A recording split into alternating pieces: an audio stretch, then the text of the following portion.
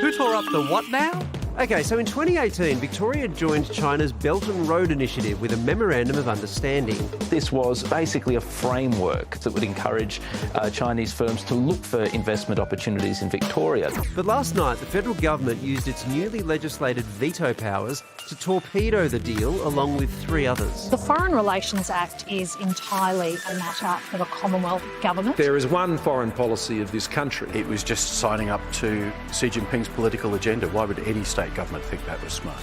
Wait, what's the Belt and Road Initiative? It's China's multi-trillion-dollar bid for global economic and strategic dominance. They're building railways, pipelines, roads and ports across 68 countries.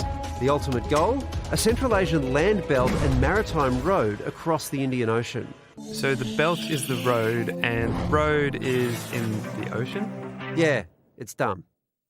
Anyway, China says it'll turbocharge trade, development and prosperity.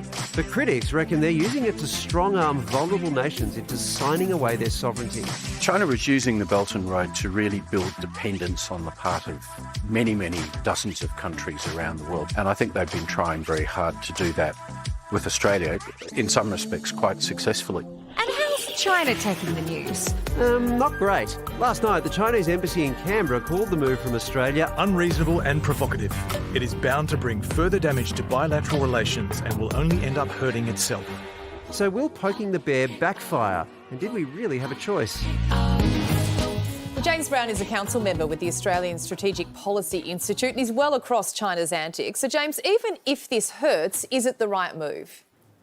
Look, it is the right move. We've seen in the 8 years that Belt and Road has been around that it's been used to advance Chinese strategic and national security interests, and often, not to the mutual benefit of the countries involved.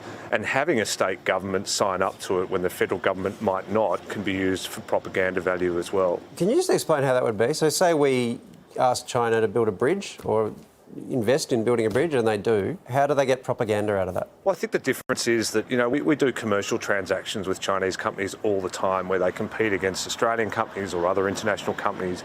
Belt and Road is different. It's not a strictly commercial deal, and that's the main difference. I think the federal government is very carefully reviewing every economic outreach that comes from the Chinese government at the moment, particularly in the climate we're in where there's constant cyber attacks and a lot of espionage activity. And this is one they've decided they don't necessarily want to sign up to, and they don't want to have states with the ability to sign up to it independently as well. So we do at the moment have, or China has, a 99-year lease over the port of Darwin. That doesn't seem to be a security concern. Why would that not be a concern, but a Belt and Road Initiative be a concern? Well, I think there are some people that think that is a security concern, and it's a different transaction. It's a one-off transaction. It was done on commercial terms with an open competition and a bidding process for a finite period of time. And there are mechanisms in place where if security tensions escalate with China, the government can take steps to change that lease. Meanwhile, New Zealand has kept its Belt and Road deal with China intact. It is one of our Five Eyes partners, which means we have a very close security relationship. Are we at risk in a security sense because of New Zealand's agreement?